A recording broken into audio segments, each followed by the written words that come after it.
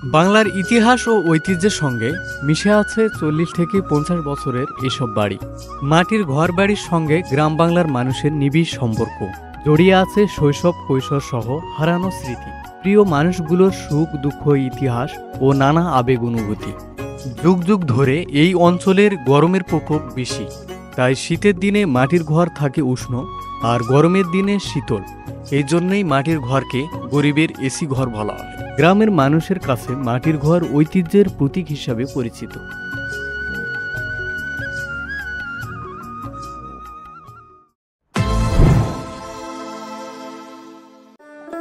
Hello everyone, সবাই কেমন আছো? Welcome back to my another new blog. বন্ধুরা, আজকে আসছি আমি দিনাজপুর জেলার নবাবগঞ্জ উপজেলাধীন শালখুরিয়া ইউনিয়নের একটি প্রত্যন্ত গ্রামে। বন্ধুরা, এই গ্রামটির নাম হচ্ছে কষিগাড়ি। আমার পিছনে আপনারা দেখতে পাচ্ছেন একটি মাটির দোতলা বাড়ি। তো বন্ধুরা, আজকে আপনাদেরকে আমি এই ভিডিওর মাধ্যমে দেখানোর চেষ্টা করব গ্রামের মাটির দোতলা বাড়ি কেমন হয়। চলুন ভিডিও শুরু করা যাক। বাংলার ইতিহাস ও ঐতিহ্যের সঙ্গে মিশে আছে এইসব বাড়ি। বাংলাদেশের উত্তরবঙ্গের দিনাজপুর জেলায় ৮,০০০-এর বেশি মাটির বাড়ি আছে। বাড়ির দেওয়ালগুলো মাটি, খড় ও তুষ দিয়ে বিশেষ প্রক্রিয়ায় প্লাস্টার করা, যাকে গ্রামের ভাষায় ঘর মাজা বলা হয়। বাড়িটি দোতলা হওয়ায় অন্য বাড়ির তুলনায় এই বাড়িটির উচ্চতা একটু বেশি। একসাথে অনেকগুলো বাড়ি রয়েছে এখানে। প্রায় সবগুলো বাড়িতেই টিনের ছাউনি দেওয়া। মরিচা পড়া টিন দেখে সহজেই আন্দাজ করা যায় বাড়িগুলো অনেক দিনের পুরনো। তাহলে চলুন বন্ধুরা, বাড়ির ভিতরে প্রবেশ করা যাক। বাইরে থেকে দেখার পর এখন বাড়ির ভিতরে যাওয়ার পালা। চলুন বাড়ির ভিতরে প্রবেশ করা যাক।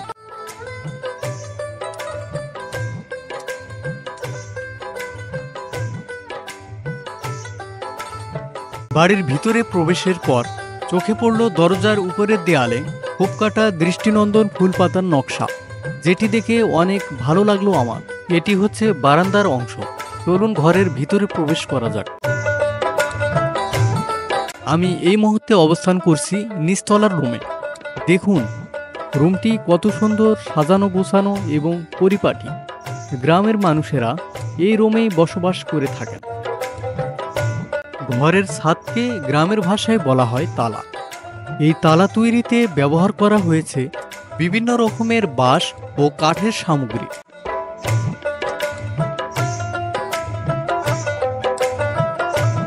তো বন্ধুরা, আজ থেকে ৪০ বছর আগের কিন্তু এই বাড়ি তৈরি। তো তারা তো বসবাস করতেছে, তাদের কাছ থেকে কিছু কথা শুনে আসা যাক। চলো।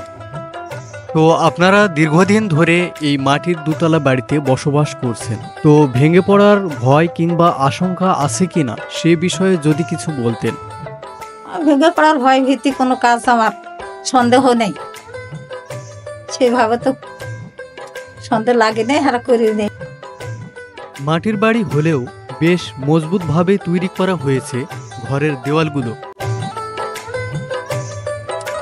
তো বন্ধুরা, পাশে আরেকটি রুম আছে, চলুন ওইটিও দেখে আপনাদেরকে।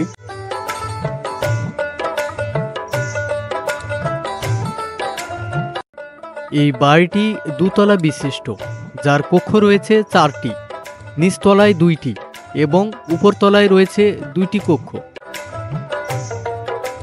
পাশের বারান্দাটির চেয়ে এই বারান্দাটি বেশ বড়, দেখুন আপনারা। আর একটি বেডরুম দেখাই আপনাদের। চলুন ভিতরে প্রবেশ করি।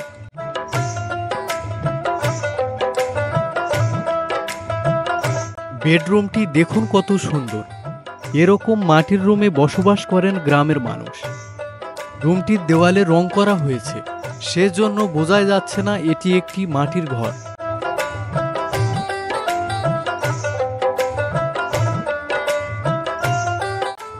তো বন্ধুরা, আমি এই মুহূর্তে আছি নিচতলায়। উপরের তলায় উঠতে গেলে এরকম মই ব্যবহার করতে হবে, মই ব্যবহার করে উপরে উঠতে হবে। চলুন উপরে উঠা যাক। এর আগে অনেক বাড়িতে দেখেছি দোতলায় ওঠার জন্য রয়েছে মাটির সিঁড়ি, তবে এই বাড়িটিতে উপরের তলায় ওঠার জন্য ব্যবহার করা হয় বাঁশের তৈরি মই।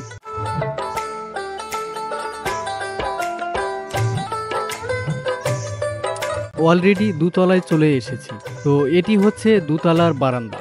দেখুন আপনারা, এখানে দেখতে পাচ্ছি বিভিন্ন ধরনের পরিত্যক্ত আসবাবপত্র রাখা হয়েছে। তো দেখুন বন্ধুরা, দেওয়ালে কত সুন্দর নকশা করা রয়েছে এখানে। বন্ধুরা, বাড়ির সৌন্দর্য বৃদ্ধির জন্য দেওয়ালে খোদাই করা হয়েছে বিভিন্ন রকমের নকশা।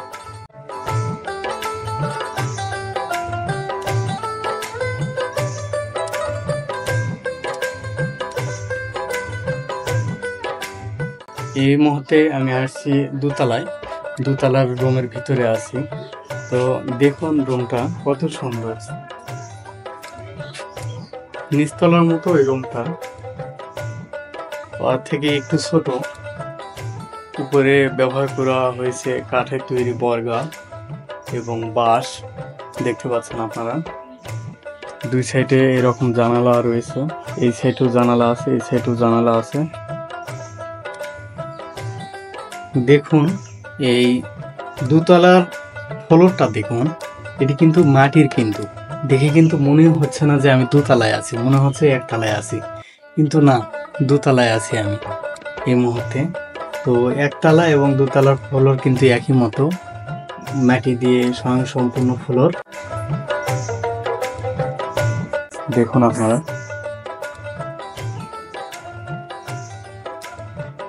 তো চলুন বন্ধুরা বাইরের বারান্দাটাকে আপনাদেরকে দেখাই। এই যে এটি বারান্দা। দোতলার ঘরগুলোতে কেউই থাকেন না, তবে ধান ও চাল বিভিন্ন রকমের পরিত্যক্ত বস্তু রাখা হয় এই বারান্দায়।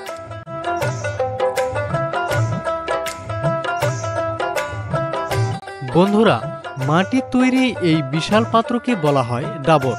এখানে ধান চাল সহ বিভিন্ন রকমের শস্য সংগ্রহ করা হয়। এখানে আরেকটি রুম রয়েছে বন্ধুরা, চলুন ভিতরে প্রবেশ করা যাক।